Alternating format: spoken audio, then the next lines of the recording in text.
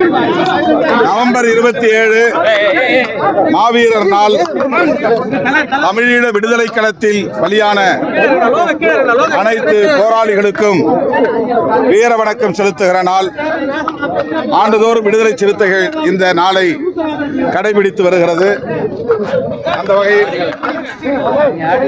தமிழீழ விடுதலை களத்தில் பலியான அனைத்து மாவீரர்களுக்கும் எமது செம்மாந்த வீர வணக்கத்தை செலுத்துகிறோம். புதிதாக இலங்கையில் அமைந்துள்ள அனுர திசநாயக தலைமையிலான அரசு புதிய அரசமைப்பு சட்டத்தை இயற்றுவதற்கு முயற்சித்து வருவதாக தகவல்கள் தெரிவிக்கின்றன. இந்த சூழலில் இந்திய ஒன்றிய அரசு தலையீடு செய்து புதிதாக அமையவிருக்கிற இலங்கை தேசத்திற்கான அரசமைப்பு சட்டத்தில் கூட்டாட்சி முறையை உறுதி செய்ய வேண்டும். ஈழத் தமிழர்களுக்கான தாயகத்தை அங்கீகரித்து அவர்களுக்கான தன்னாட்சி அதிகாரத்தை வழங்கும் வகையில் அரசமைப்பு சட்டத்தை மாற்றி எழுதுவதற்கு இந்திய அரசு உற்ற துணையாக இருக்க வேண்டும் என்று ஈழத் தமிழர்கள் எதிர்பார்க்கிறார்கள். அதை விடுதலை சிறுத்தைகள் ஒரு வேண்டுகோளாக முன்வைக்கிறோம். தமிழ்நாடு அரசும் இந்திய அரசுக்கு உரிய அழுத்தம் தர வேண்டும் என்று வேண்டுகோள் விடுக்கிறோம். நீண்ட நெடிய திராவிட வரலாறு கொண்ட செங்கோட்டையன் தாவேக்கள் இணைஞ்சிருக்காரு. இப்போ அது மாற்றா பார்க்குறாங்க. இப்போ இப்போ டிடிவி தினகரன் சொல்றாரு 4 முனை போட்டி அப்படின்ற மாதிரி சொல்றாரு. அது எப்படின்னு சார் கேமரா பாருங்க சார். அவர் எந்த பின்னணியில் தாவேகாவில் போய் இணைந்தார் என்பது எமக்கு தெரியாது. ஆனால் தமிழ்நாட்டில் நடக்கிற அரசியல் நகர்வுகளில் ஒவ்வொரு அங்குலத்திலும் பாரதிய ஜனதாவின் கைகள் உள்ளன. இதை யாரும் மறுக்க முடியாது. அதிமுகவில் இன்றைக்கு உள்ள இந்த குழப்பமான நிலைக்கு அல்லது விமர்சிக்கப்படும் நிலைக்கு பாஜகவும் ஒரு காரணம் என்பதை அதிமுக தலைவர்கள் உணர்வார்கள் என்று நான் நம்புகிறேன். தமிழ்நாட்டை குறிவைத்து பாஜக உள்ளிட்ட சங் பரிவார்கள் அரசியல் நகர்வுகளை மேற்கொண்டு வருகிறார்கள். இந்த சூழலில் தமிழ்நாட்டு மக்கள் விழிப்பாக இருக்க வேண்டும் என்பது மட்டும் என்னுடைய வேண்டுகோள். சார், இப்போ வந்து பாஜக ஏற்றுதா? அவங்க வந்து இப்போ ஒருத்தரே அதிமுக வராங்க, நிர்வாகிகள் வராங்க. இப்போ பாண்டிச்சேரியிலையும் முன்னாள் அதிமுக முன்னாள் பிஜேபியை சேர்ந்தவங்களும் வந்து சேரத்துக்கான வாய்ப்புகள் இருக்கு. எப்படி சார் பாக்குறீங்க?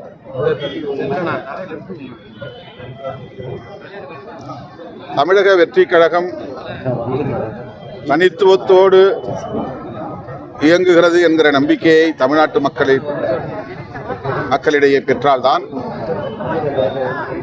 தமிழ்நாட்டு மக்கள் அந்த கட்சியின் மீது ஒரு நம்பிக்கையை பெறுவார்கள்.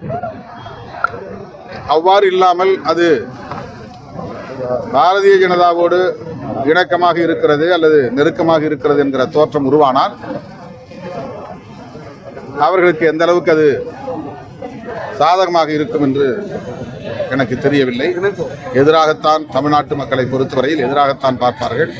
இந்தியாவில் வேறு எந்த மாநிலத்திலும் இல்லாத ஒரு அரசியல் பாஜகவோடு உறவு வைத்துக் கொள்வதை சீர்தூக்கி பார்க்கிற அணுகுமுறை, அது மக்களுக்கு எதிரானது என்று கருதுகிற ஒரு பார்வை தமிழக மக்களிடத்தில் மேலோங்கி இருக்கிறது. அந்த வகையிலே பார்க்கிற போது பாஜகவோடு நெருக்கம் இணக்கம் தாவேகா காட்டினால் அது எத்தகைய தாக்கத்தை ஏற்படுத்தும் என்பதை அவர்கள்தான் சீராய்வு செய்து பார்க்க வேண்டும். நீங்க ஏற்கனவே இந்த அதிமுக பாஜக கூட்டணி அமைவதற்கு முன்னாடி சொல்லியிருந்தீங்க, பாஜக வந்து அதிமுகவை ஒன்றும் இல்லாமல் பண்ணிடும், அவங்க மேல தோல்ல ஏறி பயணம் செய்யறதுக்கு பாக்குறாங்கன்னு சொன்னீங்க.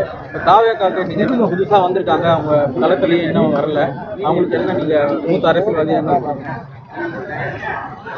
திரு விஜய் அவர்கள் மீது எனக்கு நல்ல மதிப்பு உண்டு. அவர் அரசியலுக்கு வந்ததை முதலில் வரவேற்றவன் நான். ஆனால் அவர் தனித்துவமாக இயங்க வேண்டும் என்பது என்னுடைய கவா. இப்போது நடக்கிற நிகழ்வுகளை எல்லாம் பார்க்கிற போது அவ்வாறு அவர் இயங்கவில்லையோ என்கிற ஒரு சந்தேகத்தை எழுப்புகிறது. எனக்கு மட்டுமல்ல, பொது மக்களிடையேயும் அந்த சந்தேகத்தை எழுப்புகிறது. நல்லது கெட்டதை அவர்தான் தீர்மானிக்க வேண்டும். என்னை பொறுத்தவரையில் பாஜகவோடு அவர் காட்டுகிற இணக்க அணுகுமுறை கூட அவருக்கு பயன் தருவதாக அமையாது என்பது என்னுடைய கருத்து. Okay, thanks sir.